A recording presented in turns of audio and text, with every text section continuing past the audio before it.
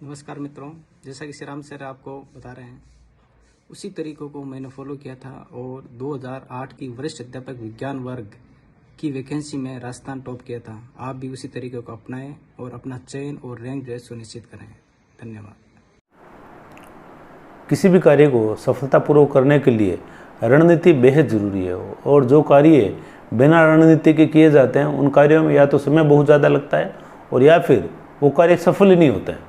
और आज हम एक ऐसे मुद्दे पर चर्चा करने जा रहे हैं जो विद्यार्थियों का बेहद लोकप्रिय सवाल होता है अपने शिक्षकों से।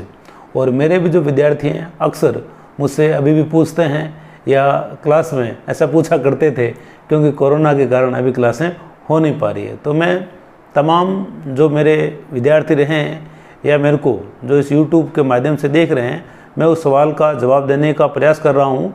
और मैं केवल उन्हीं बातों की यहाँ बात करूँगा जो मैंने खुद ने अपनी तैयारी के दौरान जिन बातों को मैं अमल में लाया था। और शिव जी जैसे जो लोग हैं जिन्होंने इसी रणनीति के द्वारा RPSC को टॉप किया, और शिव जी जैसे मेरे कई मित्र और मेरे सैकड़ों विद्यार्थियों ने भी इसी रणनीति पर चलते हुए न केवल अपना चयन निश्चित किया बल्कि RPSC या अन्य किसी PSC में भी उन्होंने अच्छी रैंक हासिल की है।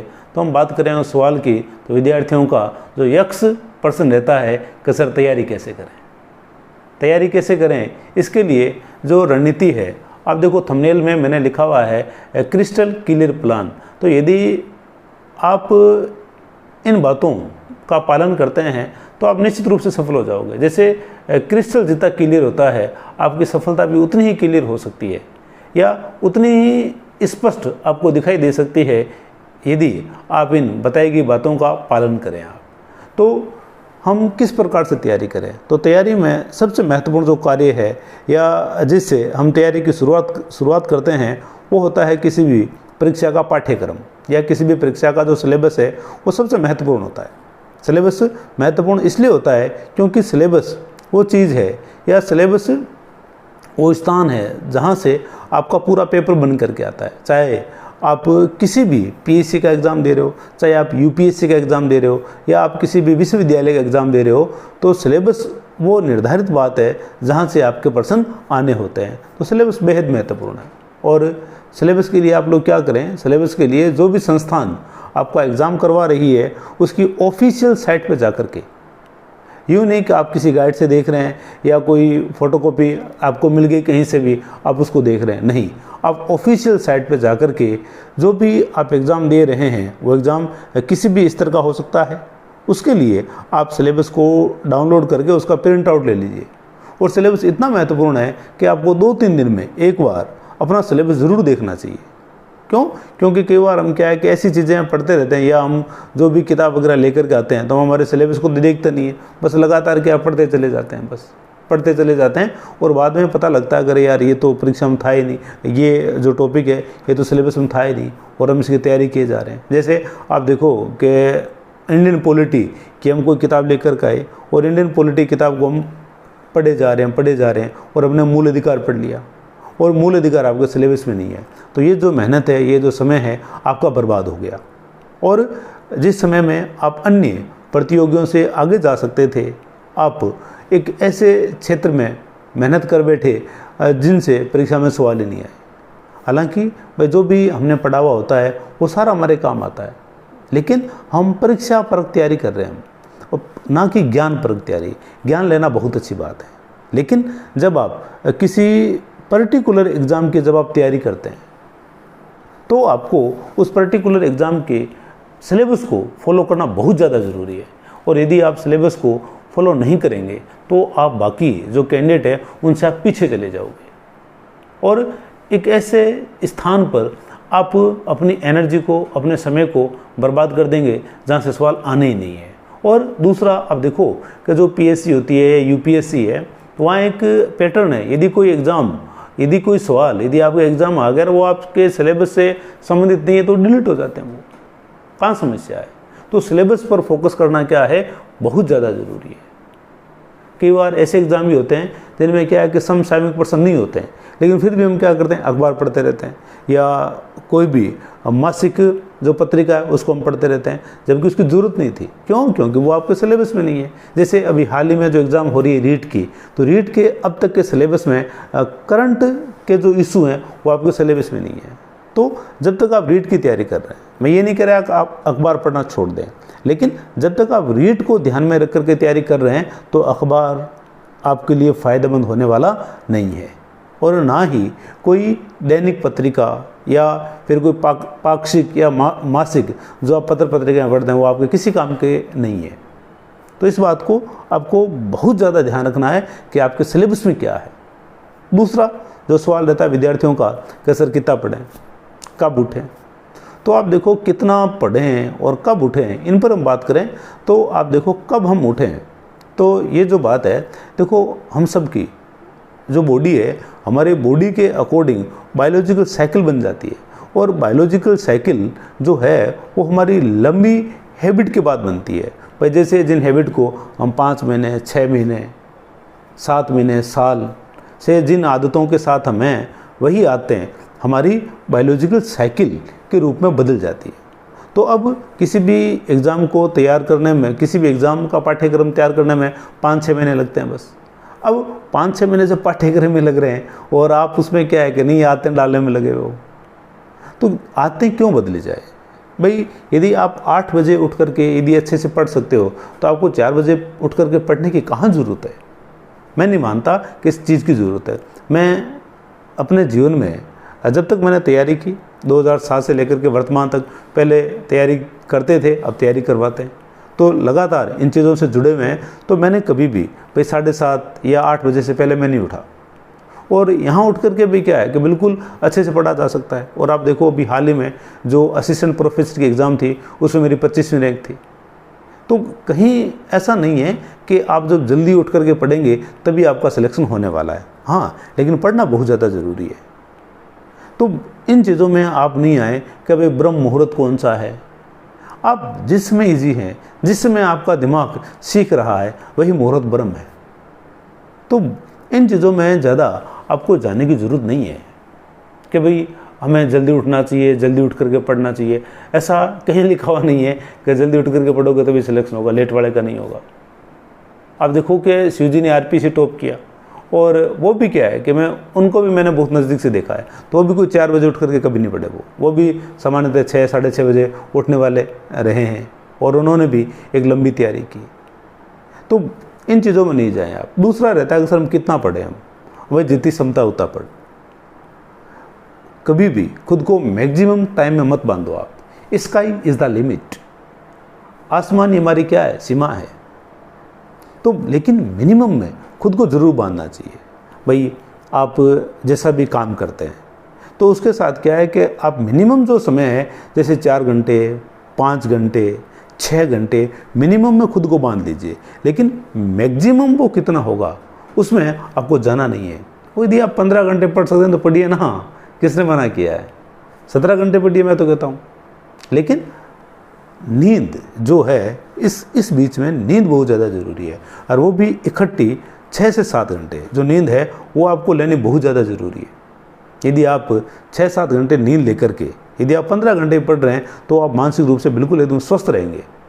ऐसा मेरा मानना है, और ऐसा मेरा अनुभव भी है, व्यक्तिगत रूप से मेरा ये अनुभव रहा है। तो मैक्सिमम में नहीं बांधें, मिनिमम में खुद को बांधें, और 6 से 7 घंटे इकट्ठी नींद आप ज़रूर लें आप। और कोशिश करें बिना अलार्म के उठने की। बिना अलार्म के उठें आप। भाई अलार्म भी नींद में एक प्रकार की क्या है, बाधा है। इसका मतलब ये नहीं है कि अलार्म एक प्रकार की बाधा है तो हम 10 घंटे सोएंगे, नहीं। भाई 7-6 घंटे जो नींद है वो क्या है, पर्याप्त है आपके मस्तिष्क के लिए। दूसरा एक आप देखें ब्रेक बहुत ज़्यादा ज़रूरी है। पढ़ते वक्त यदि आप जितना लंबा इकट्ठा पढ़ सकते हैं तो वो ज़्यादा से ज़्यादा भाई 40 मिनट 50 मिनट हो सकता है। 40 या 50 मिनट के बाद हम देखते हैं कि हमारे शरीर में थोड़ा सा क्या है, आलस वगैरह आने लगता है। तो यहाँ 40-50 मिनट पढ़ने के बाद आप ब्रेक ज़रूर लें 4-5 मिनट का, और 4-5 मिनट का ब्रेक ले लीजिए। उस ब्रेक में एक बिस्किट खा लिया, या कोई जो भी सूखे मेवे आपके पास हैं, एक दो खा लिया, तो उससे वापस आप क्या है, एनर्जेटिक हो जाओगे, और एनर्जेटिक होकर के आप उसी एनर्जी के साथ आप पढ़ने बैठ जाओगे। तो इस बात का आपको ध्यान रखना है कि ब्रेक लेना बहुत ज़रूरी है। ब्रेक लिया, 1-2 मिनट घूमे, फिर आकर के बैठ गए, हल्की फुल्की कोई गर्दन की एक्सरसाइज कर ली, क्योंकि यूँ बिल्कुल देखने से क्या है कि गर्दन में दर्द होने लग जाता है, गर्दन की एक्सरसाइज कर ली, पाँव की कोई हल्की एक्सरसाइज कर ली, और आकर के वापस बैठ गए। तो ब्रेक लेना आप लोगों के लिए बहुत ज़्यादा ज़रूरी है। क्यों? क्योंकि पढ़ना क्या है, पढ़ना किताब के साथ रहना नहीं है, पढ़ना चीज़ों को दिमाग में लेकर के जाना है। क्योंकि तैयारी तो वही काम आएगी ना जो परीक्षा हॉल तक जाएगी, और जो तैयारी परीक्षा हॉल तक नहीं जाएगी तो उससे चाहे आप कितनी चिपके रहो, वो आपके काम नहीं आनी है। तो ब्रेक लीजिए बीच बीच के अंदर, ताकि दिमाग की जो सक्रियता जो है वो दिमाग की आपकी सक्रियता बनी रहेगी, और एक ढोंग नहीं होगा। नहीं तो अपने क्या करते हैं, किताब के साथ चिपके हुए, लर्निंग कुछ हो नहीं रही, तो ये एक प्रकार का क्या हो गया है, ढोंग हो गया है। बचें इस ढोंग से, दिमाग की सक्रियता रहे तभी पढ़ने में क्या है, आनंद है।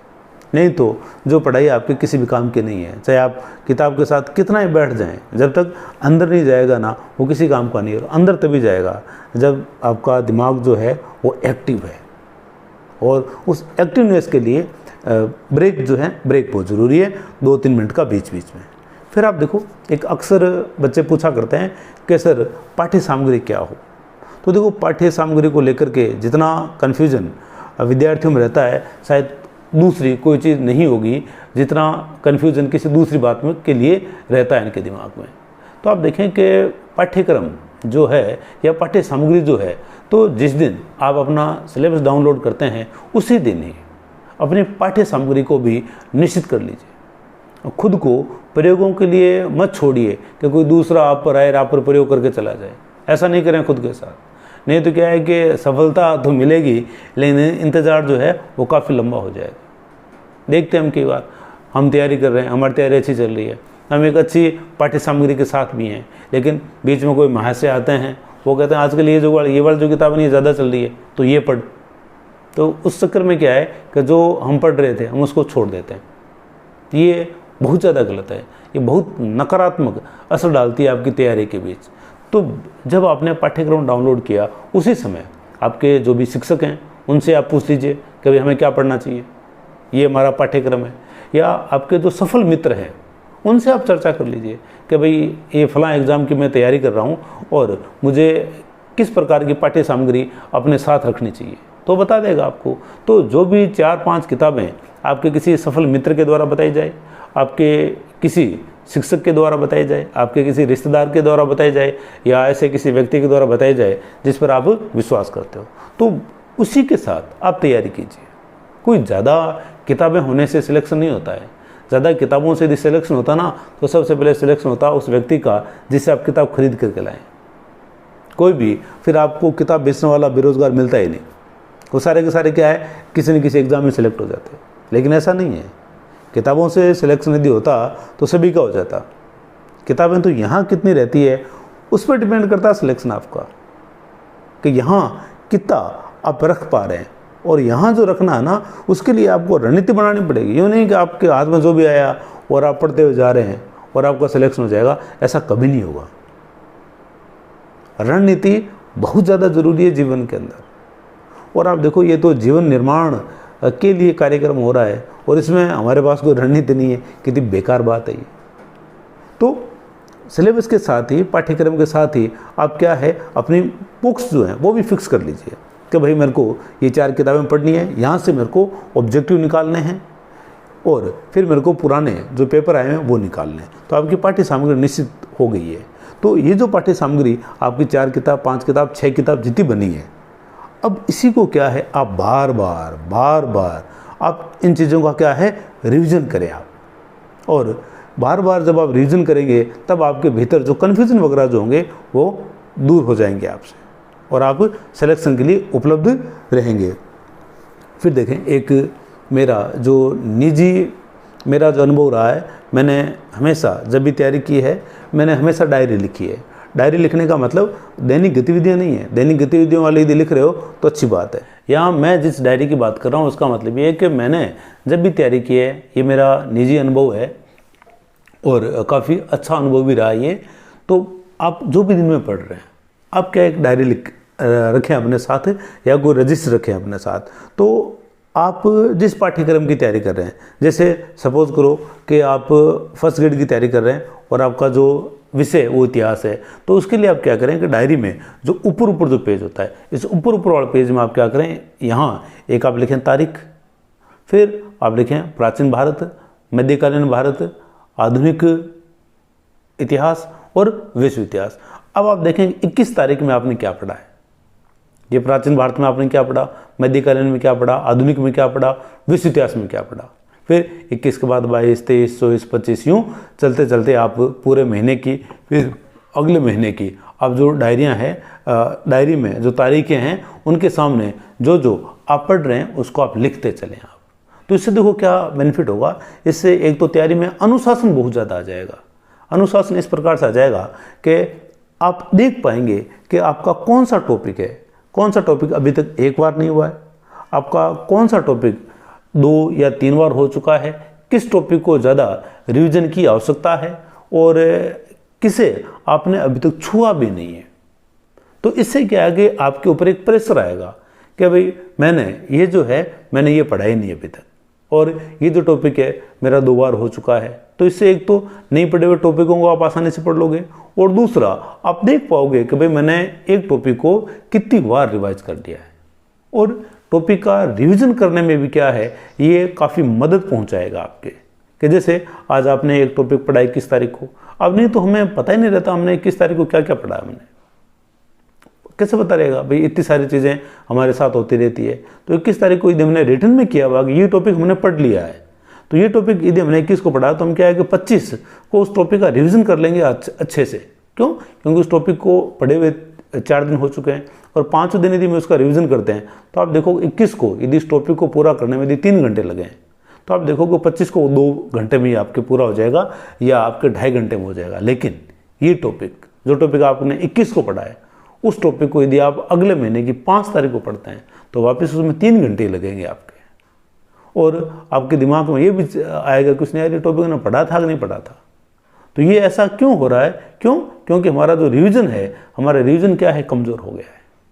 तो ये जो डायरी है, ये डायरी आपके रिवीजन में भी क्या रहेगी, मददगार रहेगी, और आपके पढ़ाई में एक अनुशासन को पैदा करेगी। फिर एक क्वेश्चन रहता है विद्यार्थियों का हमेशा कि सर बोलते हैं, अरे कौन सी नई बात है, सभी बोलते हैं, और बोलेंगे नहीं तो याद क्यों करेंगे। तो याद करने के लिए बोलना भी क्या ज़रूरी है, लेकिन अपने दिमाग को ये मत कहो कि तू भूल रहा है। ये दिमाग जो है ना, ये दिमाग को यदि आपने एक बार यदि बात कह दी ना कि तू भूल रहा है, तो फिर हमेशा क्या कहें, याद करते हैं भूल जाते हैं, याद करते हैं भूल जाते हैं। तो फिर दिमाग कहते हैं छोड़ना, हमेशा भूल जाता है। तो ये जो बात है, ये बात आप दिमाग में लाए नहीं कि आप भूल रहे हैं, और आपका भूलना जो है ना, मैं यकीन के साथ कह रहा हूँ, कम हो जाएगा, या धीरे धीरे आपके जो भूलने वाली जो बात है ना, ये समाप्त हो जाएगी। भूलना ये बताता है कि आपने रिवीजन ढंग से नहीं किया है। आप देखो कोई भी टीचर आते हैं, जैसे मैं आता हूँ, आपने मेरे लेक्चर देखे होंगे बोर्ड पे, ठीक है, फटाफट क्या चीज़ों को बताते चलते हैं भाई। 45-50 मिनट, घंटे, 2 घंटे क्लास होती है तो लगातार क्या है, बोलते रहते हैं। ऐसा क्यों हो गया है टीचरों के साथ? ऐसा क्यों है? क्योंकि टीचर अभ्यास में ज़्यादा आ गया है। उसने उस एक टॉपिक को 10 बार, 15 बार, 20 बार, यदि कोई पुराना टीचर है तो 50-50 बार उस टॉपिक को पढ़ा चुके हैं। इस कारण उनको चीज़ें क्या है, इतनी याद है। वही टीचर या मैं, यदि मान लो हमने ये कोई टॉपिक है अब पढ़ाया ही नहीं, भाई हमने किस टॉपिक को साल भर पहले पढ़ाया है, तो अब हम यदि क्लास में जाएंगे तो हमें भी परेशानी होगी यदि हम उस टॉपिक को पढ़ कर नहीं जा रहे हैं तो। क्यों? क्योंकि उस टॉपिक का रिवीजन क्या हो गया, कम हो गया है। तो ये बात है, रिवीजन का ये फ़र्क रहता है कि हम भूलने वाली जो हैबिट है उसको हम कम कर लेते हैं, या भूलने वाली जो हैबिट है वो शून्य हो सकती है यदि आप डायरी में लिख रहे हैं। और डायरी के अकॉर्डिंग यदि आप हर एक टॉपिक का 4 दिन से 5 दिन से यदि आप रिवीजन कर रहे हैं ना, तो जिस टॉपिक को पहले दिन पढ़ने में आपको 3 घंटे लगे थे, दूसरी बार में वो 2 घंटे में हो गया था, तीसरी बार जब आप रिवीजन करोगे ना तो 1.5 घंटे में हो जाएगा। और फिर आप देखोगे कि वो टॉपिक आपके चुटकियों में यूं वो टॉपिक जो है ना आपके चलते चलेंगे, आपको बिल्कुल तकलीफ नहीं होगी। रिवीजन इतना ज़्यादा ज़रूरी है। और चीज़ों को थोड़ा सा क्या है विस्तार से पढ़ें और चीज़ों को सीक्वेंस से पढ़ें आप। भाई जैसे एक के बाद जो दूसरी चीज़ आ रही है, जैसे आप यदि नीति निर्देशक यदि आप तत्व पढ़ रहे हैं तो आप क्या है कि चीज़ों को बिल्कुल एकदम भाई 36 से लेकर के 51 तक की जो बातें हैं आप एकदम बिल्कुल क्रम से पढ़ने की कोशिश करो। भाई 36 में ये, 37 में ये, 38 में ये, आप इस तरीके से याद करते हैं ना तो आप भूलेंगे नहीं आप। दूसरा, चीज़ें जो है चीज़ों को थोड़ा लिंक करके याद करो आप। लिंक करके, जैसे आर्टिकल 12 में भी क्या है, राज्य की परिभाषा है, 36 में भी क्या है, राज्य की परिभाषा है, तो चीज़ें क्या होगी, जुड़ गई ये चीज़ें। दूसरा, लिंक करके पढ़ने के बाद में क्या, तुलनात्मक अध्ययन करें आप। तुलनात्मक अध्ययन से क्या है कि आपको टॉपिक की समझ बनेगी, आप एक फ़र्क देख पाएंगे दोनों के अंदर कि फ़र्क क्या है। तुलनात्मक अध्ययन का मतलब है कि मौर्यों का प्रशासन पढ़ लिया, अब गुप्तों का प्रशासन पढ़ लिया, तो गुप्त और मौर्य के प्रशासन में अंतर क्या है। जैसे जो मौर्यों का प्रशासन है अति केंद्रीकृत है, जबकि गुप्तों में हम क्या देखते हैं, विकेंद्रीकरण देखते हैं। तो इस प्रकार से जब आप चीज़ों में तुलना करने लग जाएंगे तब चीज़ें जो है आपके दिमाग में ज़्यादा स्थायी रहेगी, लंबे समय तक रहेगी। और हमारे जो एग्ज़ाम है भाई, हमें एग्ज़ाम तक तो ध्यान रखनी है ना चीज़ें। और दूसरी बात यह कि आपको एग्ज़ाम जो है, यदि आप किसी प्रतियोगी परीक्षा का एग्ज़ाम दे रहे हैं, कोई ऑब्जेक्टिव आप एग्ज़ाम दे रहे हैं, तो आपको उत्तर लिखना नहीं है, आपको उत्तर केवल वहाँ क्या करना है, पहचानना है। और आप देखो उत्तर आप पहचान कब पाओगे अच्छे से, जब आप उन चीज़ों के ज़्यादा टच में हैं, लगातार उन चीज़ों का क्या है, टच में है आप। तो अभ्यास, यदि आप देखो कि अपन खाना खाते हैं ना, अंधेरा होता तब भी खा लेते हैं, क्यों? क्योंकि अभ्यास जो है ये अभ्यास बहुत ज़्यादा हो चुका है। तो इसी प्रकार से तैयारी में भी अपने अभ्यास को बढ़ाओ, तुलनात्मक अध्ययन करो, संबंध स्थापित करके अध्ययन करो, चीज़ों को क्रम से पढ़ो, चीज़ों को थोड़ा विस्तार से पढ़ो। और जो पढ़ लेते हो अपने समकक्ष जो छात्र छात्राएं जो भी हो आपके समकक्ष, उनसे थोड़ा सा डिस्कस करें आप देखेंगे कि भूलने वाली जो बीमारी है ना, ये आप भूल जाओगे, आपको लगेगा ही नहीं कि आप भूल रहे हो। दूसरा, पढ़ते वक्त जो ध्यान रखने की जो बात है वो है टाइम। आप जब भी पढ़ने के लिए बैठते हो तो आप टाइम नोट करें आप। भाई जैसे हम पढ़ते हो रजिस्टर वगैरह तो साथ रखते ही हैं, तो उसमें लिख लो आप कि 8:15 पर पढ़ने के लिए बैठा हूँ। अब देखो क्या होता है, कई बार कि हमें लगता है कि भाई 8:15 पर बैठे हैं, फिर थोड़ी देर बाद क्या होता है, उबासी आने लगती है और शरीर में थकावट से होने लग जाती है। बाद में हमें लगता है कि पता नहीं कितना ही पढ़ लिया मैं तो, है ना। और फिर हम जब टाइम डाल करके बैठे ना, फिर हम मोबाइल से या घड़ी से जब टाइम देखेंगे ना, अल्लाह 8:25 हो गए, पढ़ते हुए 10 मिनट हो गए हमें, है ना। तो इस प्रकार से भी क्या है, तैयारी में एक अनुशासन आएगा। अरे यार 10 मिनट हुए हैं अभी तो, अभी बैठा हूँ पढ़ने के लिए, है ना। फिर हम क्या है, वापस पढ़ने लग जाते हैं। लेकिन यदि हमने लिखा हुआ नहीं है ना कहीं पे, तो हमें पता ही नहीं हम पढ़ने बैठे कब थे। भाई हमें पता ही नहीं रहा ना हम भाई बैठे कब है पढ़ने, तो फिर एक अनुशासन आएगा नहीं। तो इस हैबिट को भी क्या है आप रखें। और दूसरा क्या है कि पढ़ाई जब आप छोड़ते हैं तब भी क्या है, लिख लीजिए कि जैसे भाई 9:20 पर मैंने पढ़ना छोड़ा है। तो अब जब दूसरी बार जब आप पढ़ने बैठोगे तो भी आप 9:20 पे आपने पढ़ाई छोड़ दी थी, आप जब वापस आ रहे हो तो वहाँ टाइम डल रहा है 11:30 बजे। तो अब ये जो बात है ना भाई, 2 घंटे 10 मिनट हो गए आपको। ये जो चिंता है, ये चिंता आपकी तैयारी में अनुशासन लाएगी। और तैयारी में जब अनुशासन होगा तो क्या है, सफलता तो आसानी से मिलेगी। और अब जो बात है, सबसे महत्वपूर्ण जो बात है, मोबाइल से दूरी। यदि आप कोई ऑनलाइन कोर्स को ज्वाइन किए हुए हो तो मोबाइल रख रहे हो, अलग बात है। यदि आपने कोई ऑनलाइन कोर्स नहीं लिया हुआ है, आप ऑफलाइन ही तैयारी कर रहे हो, तो मोबाइल से दूरी रखना बहुत ज़्यादा ज़रूरी है। नहीं तो क्या है कि हमें पता ही नहीं रहता है। जैसे आप मोबाइल जब हाथ में लेते हो तब भी आप नोट कर लिया करो कि भाई 9:05 पे लिया है। तो क्या है कि अब आप क्या है, उस मोबाइल में जो भी सोशल मीडिया वगैरह है या जो भी है, आप जब भी चेक करोगे, आप चेक करके अभी हाथ में लिया था, है ना। और अब जब आप वापस देखोगे टाइम क्या हुआ है, तो पता लगेगा कि 12:05 हो चुके हैं। अब आप देखो कि इतना टाइम लग गया, तो अब आपके दिमाग में क्या है कि अलार्म बजने लग जाएगा मोबाइल हाथ में लेते ही, यार ज़्यादा यूज़ नहीं करना, 5-10 मिनट ही मेरे को क्या है यूज़ करना है। तो ये जो चीज़ें हैं, इन चीज़ों को क्या है कि हमें व्यवहार में लाने की बहुत ज़्यादा ज़रूरत है। और मैं पूरे विश्वास के साथ कह सकता हूँ कि ये जो सारी बातें हैं, इन सारी बातों को यदि आप अपनाते हो तो आपका जो सिलेक्शन है जो क्रिस्टल कितना क्लियर है, उतनी ही क्लियर आपकी क्या हो जाएगी, सफलता हो जाएगी। तो ये जो तरीका है, इस तरीके को आप अपनाएं। ज़्यादातर जो सफल लोग हैं इस तरीके को फॉलो करते हैं, और इससे अच्छा यदि आपके पास कोई तरीका है तो इन बातों को अपनाने की कोई आवश्यकता नहीं है। लेकिन यदि आपको लगता है कि ये जो बात बताई है सर ने, ये बात ठीक है, मेरे को ये अपनानी चाहिए, लेकिन यदि कोई एक बात जो आप अपनाना चाहेंगे और मुझसे यदि आप पूछो कि सर वो एक बात क्या है, मैं कहूँगा डायरी में लिख करके जिसने पढ़ना सीख गए, फिर आप देखेंगे कि कोई भी चीज़ ऐसी नहीं होगी जो आपको आपके सिलेक्शन से रोक पाए, क्योंकि डायरी जो है वो आपकी तैयारी में क्या लाएगी, अनुशासन लाएगी। रणनीतियाँ बहुत ज़रूरी है, आप इससे अच्छी भी बना सकते हैं। जल्दी मिलते हैं अगली वीडियो के साथ।